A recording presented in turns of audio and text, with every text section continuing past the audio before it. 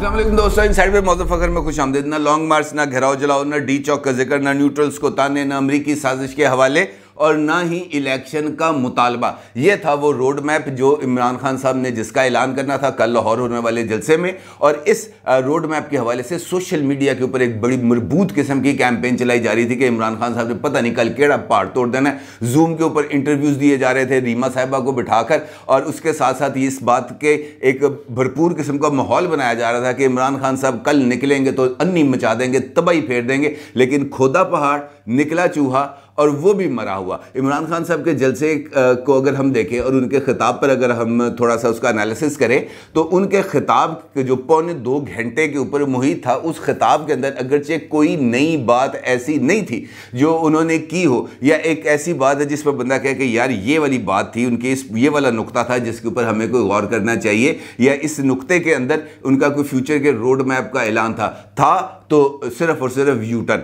ना शहबाज गिल का जिक्र, ना शहबाज गिल की मजम्मत, और ना ही इस हवाले से कोई जिक्र के यार शहबाज गिल के ऊपर ये जो माहौल बन गया था, इस माहौल से हमने बाहर निकलने के लिए क्या करना है। हाँ, खौफ था और उस खौफ का उन्होंने बरमला इज़हार किया, और खौफ भी एक नहीं दो थे। एक अपनी नाअहली का खौफ और दूसरा नवाज शरीफ साहब की वापसी का खौफ, क्योंकि अगर उनकी नाअहली हो जाती है तो फिर यकीनी तौर पर पाकिस्तान तहरीक इंसाफ का वाली वारस कौन रहेगा? इमरान खान साहब के अलावा और कौन है जो पाकिस्तान तहरीक इंसाफ को लेकर आगे चल सकता है, या पाकिस्तान तहरीक इंसाफ को एक भरपूर तरीके से अगले इंतखाबी कैंपेन के अंदर आगे लेके जा सकता है? बयानियाँ बना सकते हैं वो, और बयानियाँ वो बनाएंगे यकीनी तौर पर एक विक्टिम बयानिया, एक मजलूमियत का बयानिया कि जनाब मुझे तो सब ने मिलकर गिरा दिया, मेरे तो सब ने मिलकर छक्के छुड़ा दिए, ये सब ने साजिश करके मुझे नाअहल करा दिया, और उसके बाद शायद वो दोबारा न्यूट्रल्स का हवाला करें। दिलचस्प बात यह है कि नवाज शरीफ साहब का जिक्र करते हुए उन्होंने नवाज शरीफ साहब की वापसी को अपनी नाअहलियत से जोड़ा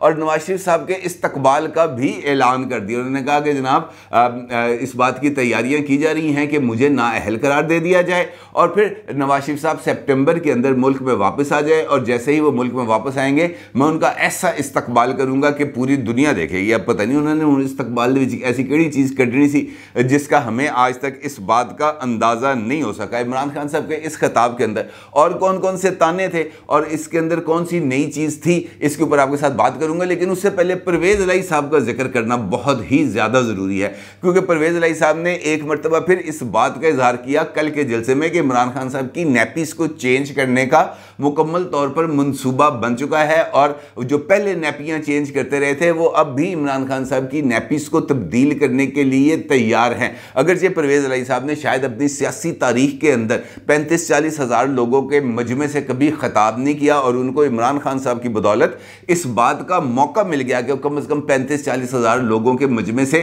खिताब कर सकें, और वो इतने सारे लोगों को देख के शायद उनके भी हवास उड़ गए, क्योंकि उन्होंने एक ऐलान किया। उनका ये कहना था कि मेरे पास महंगाई को काबू में लाने का एक कुलिया है, एक फार्मूला है, जिसको अगर हम इस्तेमाल करेंगे तो पाकिस्तान से महंगाई का ना सिर्फ खात्मा हो जाएगा बल्कि यहाँ पर दूध और शहद की नहरें बहना शुरू हो जाएंगी। लेकिन इस फार्मूले को मैं भी अपने तक महदूद रखूँगा, इसको सीने से लगा के रखूँगा, इस फार्मूले को मैं किसी के सामने नहीं रखूँगा, ना ही इसका ऐलान करूँगा। हाँ, अलबत्ता अगर इमरान खान साहब इलेक्शन जीत के दोबारा वज़ीर आज़म बन जाएंगे तो फिर मैं उनके कान में बताऊँगा कि महंगाई का ये जो तोड़ है इसका तोड़ कैसे किया जा सकता है, और वो उस फार्मूले को किस तरीके से रूबे अमल लाया जा सकता है। तो फिर सवाल ये पैदा होता है कि पाए 4.25 साल भी ते इमरान खान साहब की गवर्नमेंट सी, उदो फार्मूला तुसी कित्थे लुका के रखे सी, उस वक्त बता देते। इमरान खान साहब को पता चल जाता कि जनाब ये महंगाई को मैंने इस तरीके से कंट्रोल करना है। लेकिन चूंकि उस वक्त आप स्पीकर थे, इमरान खान साहब आपको बात सुनना पसंद नहीं करते थे, आपसे मिलना पसंद नहीं करते थे, आपकी तरफ आना पसंद नहीं करते थे, आपके टेलीफोन कॉल्स उठाना नहीं पसंद करते थे, आपके साहबजादे को अपनी काबीना में शामिल करना पसंद नहीं करते थे, उनकी शक्ल देखना पसंद नहीं करते थे। चूंकि ये उस वक्त की बात है, लिहाजा ये फार्मूला उस वक्त तक किसी के ज़हन में नहीं आया, और उस वक्त अगर कोशिश की जा रही थी तो सिर्फ और सिर्फ ये कोशिश की जा रही थी कि किसी न किसी तरीके से मोहन्नस इलाही साहब को जो है वो वफाकी काबीना के अंदर वजीर बनाया जाए। फिर चौधरी शुजात हुसैन साहब की तरफ से धमकी मिलने के बाद इमरान खान साहब की तरफ से इस बात का ऐलान किया गया कि जनाब चलो मोहन्नस इलाही को हम वजीर बना लेते हैं। अब चूंकि मोहन्नस इलाही साहब भी इमरान खान साहब के कासल एसी में आगे हैं, इसी तरीके से चौधरी परवेज़ इलाही साहब भी आगे आगे हैं। लिहाजा उन्होंने ये एक फार्मूला सा घड़ लिया है कि जनाब मेरे पास आ चुका है एक ऐसा कुलिया जिस कुलिये पर अमल दरामद करते हुए हम आगे बढ़ सकते हैं। दूसरी जानिब उन्होंने इस बात का ऐलान किया कि नून लीग के लिए एक बहुत बड़ी और बुरी खबर है। बड़ी और बुरी खबर इस वजह से है कि इमरान खान और फौज के दरमियान इख्तलाफात ख़त्म हो गए हैं। दोनों के दरमियान अब किसी किस्म की कोई दूरी नहीं और दोनों के दरमियान अब बेहतरीन और खुशगवार ताल्लुकात हैं। अब अगर चौधरी परवेज़ इलाही साहब की इस बात को भी तस्लीम कर लिया जाए तो उसका मन यही निकलता है, क्योंकि चौधरी साहब ने मेहर बुखारी साहिबा के साथ इंटरव्यू में जिस वक्त इमरान खान साहब के खिलाफ तहरीक अदम एतमाद वाला मामला चल रहा था उस वक्त अपने इंटरव्यू में बरमला इजहार किया कि इमरान खान को तो उन्होंने उंगली पकड़ के चला रहा था, उनकी नैपियां चेंज कर रहे थे, उनको फीडिंग कर रहे थे ताकि वो जो है इक़्तिदार को संभाल सके। लेकिन इमरान खान साहब ने नैपियां चेंज कराने के बावजूद उनको इस बात से कोई गर्ज नहीं थी कि मुल्क किस तरफ जा रहा है और इसकी वजह से फौज के ऊपर ना सिर्फ दबाव आ रहा था बल्कि उनको सारे काम खुद ही करना पड़ रहे थे। इमरान खान साहब तो शहजादों की तरह सिर्फ और सिर्फ हुक्म सादर फरमा देते थे कि ए काम कर लो, उसके बाद वो काम करना उनकी मजबूरी बन जाता था, क्योंकि उन्होंने आप तो कुछ करना नहीं था, वो तो मिलते ही नहीं थे किसी से। और इस बात का चौधरी परवेज़ इलाही साहब से बेहतर इस बात को कौन जानता है। लिहाजा उन्होंने बिटवीन द लाइंस इस बात का इशारा किया है कि जनाब कुछ ताल्लुकात बेहतर हो गए हैं या ताल्लुकात दोबारा खुशगवार हो सकते हैं। ये वाली जो बात है ना पाकिस्तान की सियासत के अंदर कि इमरान खान साहब और इस्टेब्लिशमेंट दोनों एक दूसरे के साथ लाज़िम मलजूम है, ये इनफैक्ट एक ऐसा नुक्ता है जिसके ऊपर इमरान खान साहब अपनी जमात को अपने साथ इंटैक्ट रखते हैं या उनके पास इसके अलावा और कोई चारा नहीं है कि वो अपनी जमात को अपने साथ इंटैक्ट रखने के लिए इस नैरेटिव को या इस सोच को परवान चढ़ाएं कि जनाब मेरे फौज के साथ ताल्लुकात बहुत अच्छे हैं, लिहाजा आपने किसी तरफ नहीं जाना, मैं कल भी लाडला था, मैं आज भी लाडला हूं, मैं कल भी लाडला रहूंगा, लिहाजा आपको मेरे साथ ही रहना है, मुझसे दाएं बाएं होने की किसी भी तरफ से कोई ज़रूरत नहीं। अब दूसरा इमरान खान साहब का खिताब, जिस तरीके से मैंने आपसे कहा कि इमरान खान साहब के खिताब के अंदर क्योंकि इस बात का माहौल बनाया जा रहा था ना जी कि हकीकी आज़ादी का जो है वो रोड मैप देंगे। अब उन्होंने हकीकी आज़ादी के रोड मैप तो नहीं दिया लेकिन हकीकी आज़ादी की तारीख दे दी है। उनका ये मानना है कि अगले साल अगस्त तक हम हकीकी आज़ादी हासिल कर लेंगे। अब अगले साल अगस्त की वजह, ये जो बात करने की वजह है वो क्या है, क्योंकि इलेक्शंस होने हैं अगले साल अगस्त के अंदर अपने शेड्यूल के मुताबिक। कल को कुछ भी हो जाए वो एक अलग बात है, लेकिन शेड्यूल जो है आम इंतखाबात का इस मुल्क में वो है अगस्त 2023 और अगस्त 2023 में इमरान खान साहब के मुताबिक इलेक्शन हो जाएंगे तो हकीकी आज़ादी मिल जाएगी। उससे पहले क्या करेंगे इमरान खान साहब? इमरान खान साहब करेंगे जलसे। कहाँ करेंगे जलसे? लाहौर में करेंगे, गुजरांवाला में करेंगे, मुल्तान में करेंगे, पिंडी में करेंगे, कराची में करेंगे, हैदराबाद में करेंगे, सखर में करेंगे, कोयटा में करेंगे। और इसका उन्होंने ऐलान कर दिया, उन्होंने कहा जनाब मैं आवाम के दरमियान वापस जा रहा हूँ और जाकर मैं वहाँ पर जलसे करूँगा। अब ये जलसे करना उनकी एक इस वक्त एक जेन्युइन ज़रूरत है, क्योंकि 9 कौमी असम्बली के हलकों के अंदर उन्होंने बतौर उम्मीदवार अपने कागजात नामजदगी दाखिल कराए हैं और वहाँ पर एक इलेक्शन कैंपेन करने के लिए उन्हें उन जगहों पर जाकर मर्दान में, चारसद्दा में जाकर उनको जलसे करने हैं, क्योंकि वहाँ पे उन्होंने अपने कागज़ जमा कराए हुए हैं और वहाँ से उन्होंने इलेक्शन लड़ना है। अब चूँकि उन्होंने इलेक्शन लड़ना है लिहाजा वहाँ पर जाके इंतखाबी मुहिम चलाना उनकी एक मजबूरी है और इंतखाबी मुहिम चलाने के लिए वहाँ पर कोई एक आध जलसा करना ये उनकी एक पॉलिटिकल ज़रूरत है और इसके ज़रिए वो अपना जो सियासी नैरेटिव है उसको आगे बढ़ाने और जिस तरह मैंने आपसे कहा कि विक्टिम फैक्टर को बरूए कार लाने के लिए वो भरपूर तरीके से रोल प्ले करेंगे। और विक्टिम फैक्टर वो कैसे हासिल करेंगे? ये जो नाअहली है, जो जिसके ऊपर अब इलेक्शन कमीशन के पास रेफरेंसेस मौजूद हैं, जिनके ऊपर इलेक्शन कमीशन ने अब समाअत करनी है और समाअत करने के बाद इलेक्शन कमीशन ने अपना फैसला देना है। अगरचे वो फैसला इमरान खान साहब के हक में आए या खिलाफ आए, उसने आगे जाकर अदालत के अंदर चैलेंज होना है। हाई कोर्ट में चैलेंज हो सकता है, सुप्रीम कोर्ट में चैलेंज हो सकता है और उसके बाद फिर पता चलेगा कि इमरान खान साहब वाकईतन नाअहल हैं या नहीं है। दूसरी जानिब जो दूसरा खौफ है उन्हें कि एक तो इस वजह से वो इलेक्शन कमीशन ऑफ पाकिस्तान के ऊपर दबाव बढ़ा रहे हैं कि जनाब खबरदार, अल्लाह का वास्ता है मुझे नाहिल ना करना, और उसके साथ साथ ये पैगाम दे रहे हैं पाकिस्तान की ताकतवर अशराफिया को कि जनाब अब मैं अच्छा बच्चा हूं, अब मैं किसी किस्म की कोई हैंकी फैंकी नहीं करूंगा, अब मैं अमेरिका के खिलाफ कोई बात नहीं करूंगा, क्योंकि उन्होंने खुद कहा कि मैं अमेरिका से दोस्ती का ख्वाहिशमंद हूं, और इसी दोस्ती के लिए उन्होंने जूम के ऊपर वीडियो कॉल की थी अमेरिकी सफीर डोनाल्ड ब्लूम को, और जिसके अंदर उन्होंने कहा था कि यार जो कुछ हो गया उसको छोड़ो, पर क्या करना आगे बढ़ा के, और इसी मकसद के लिए उन्होंने $25,000 पर मंथ रिटेनरशिप पर एक PR कंपनी को हायर किया है अमेरिका में, जिसके जरिए वो अमेरिका के अखबारात उनके नेशनल कैरियर्स के अंदर जाकर ना सिर्फ इंटरव्यू देंगे, आर्टिकल्स लिखेंगे, आर्टिकल्स वहाँ पे छपवाएंगे, अपनी खबरें छपवाएंगे। ये इसी के लिए है ना, क्योंकि वो जो कॉन्ट्रैक्ट है उसके अंदर वाज़ेह तौर पर लिखा है कि $25,000 जो हैं पर मंथ ये हमारी फीस है।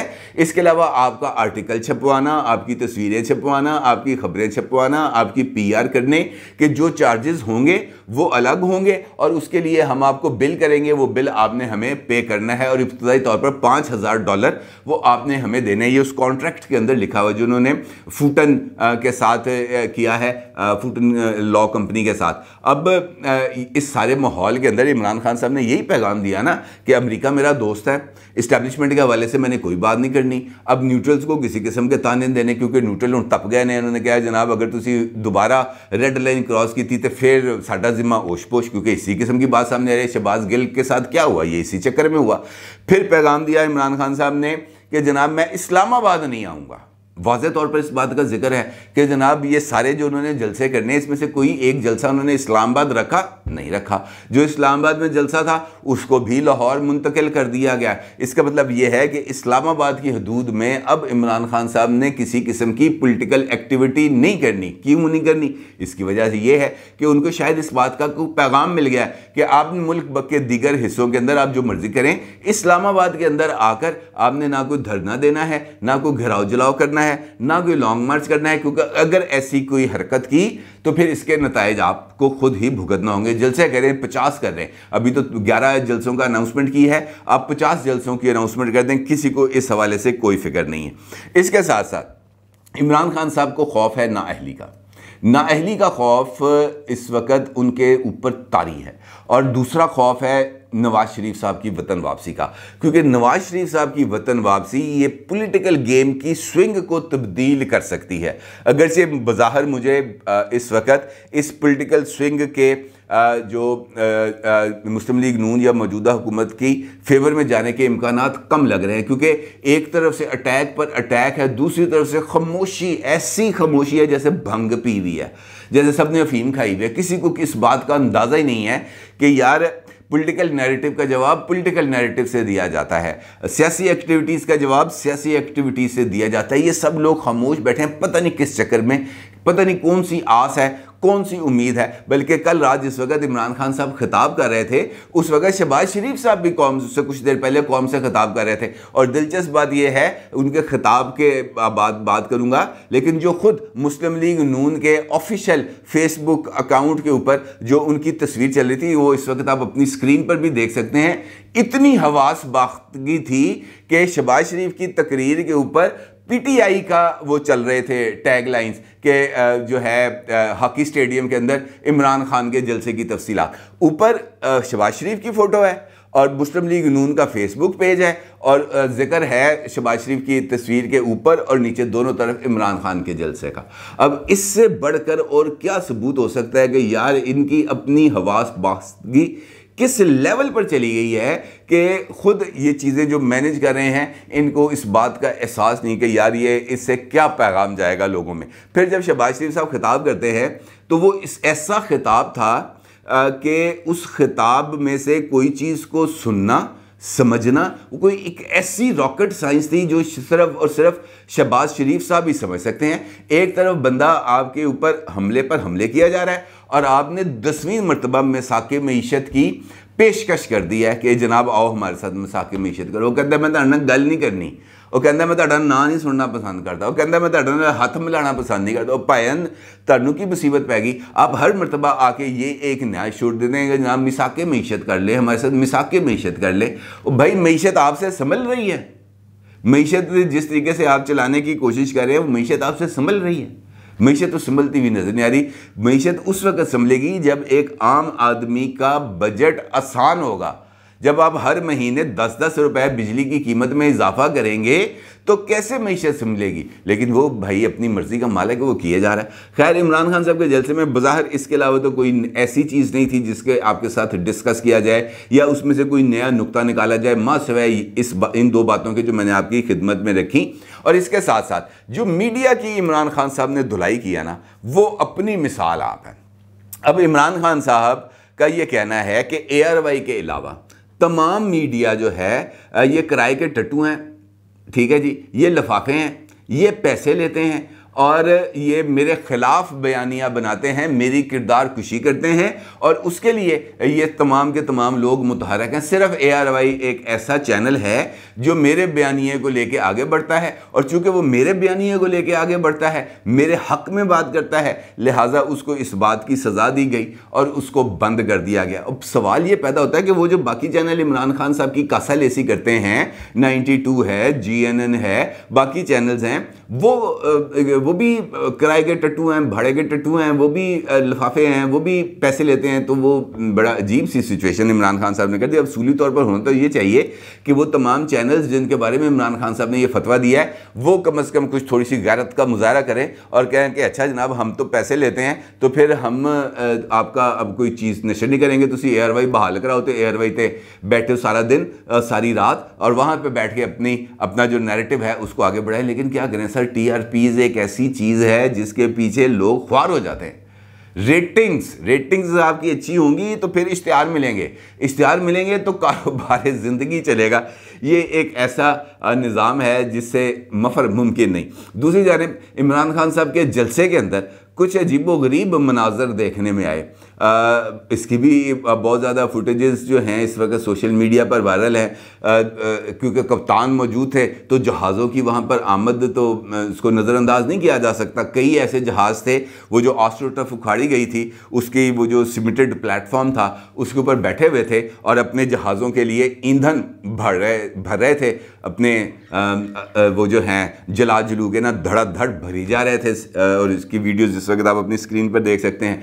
कोई बंदा कुल्फियाँ खा रहा था, मतलब एक जहाज़ तैयार हो रहा था, अपनी जो फ्यूलिंग है उसको मुकम्मल कर रहा था, दूसरा जहाज़ उसके लिए कुल्फियाँ लेके आ रहा था कि यार तू पक्का सिगरेट पीने तो बाद कुल्फ़ी भी खाई, ज़रा थोड़ा सा माहौल बेहतर होगा।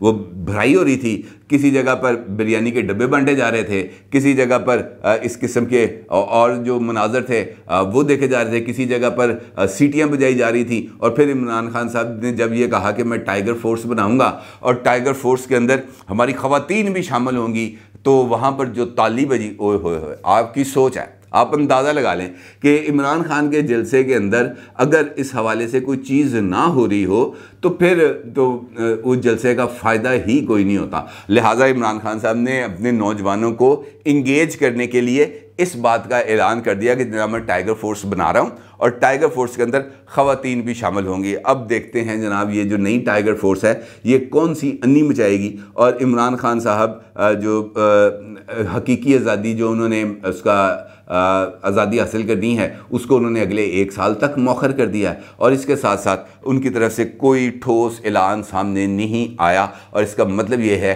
कि इमरान खान साहब ने जो इंतखाबात का उनका जो बुनियादी मुतालबा था वो ना सिर्फ उससे पीछे हट गए हैं बल्कि उन्होंने मुकम्मल तौर पर फेडरल गवर्नमेंट को एक क्लियर रोड मैप दे दिया कि पाइन तुसी जो मर्ज़ी करो और पंजाब और KP के अंदर हम जो मर्ज़ी करें, ना हम आपके काम में मुदाखलत करेंगे, ना आप हमारे काम में मुदाखलत करें, हम अपने जलसे करेंगे, तुसी अपने जलसे करो। लिहाजा अब रावी कुछ लगता है चैन ही चैन लिखेगा। देखते हैं इसके क्या असरात आगे मुरतब होंगे। अपनी राय का ज़रूर इज़हार कीजिएगा। आपका बहुत शुक्रिया। अल्लाह हाफिज़।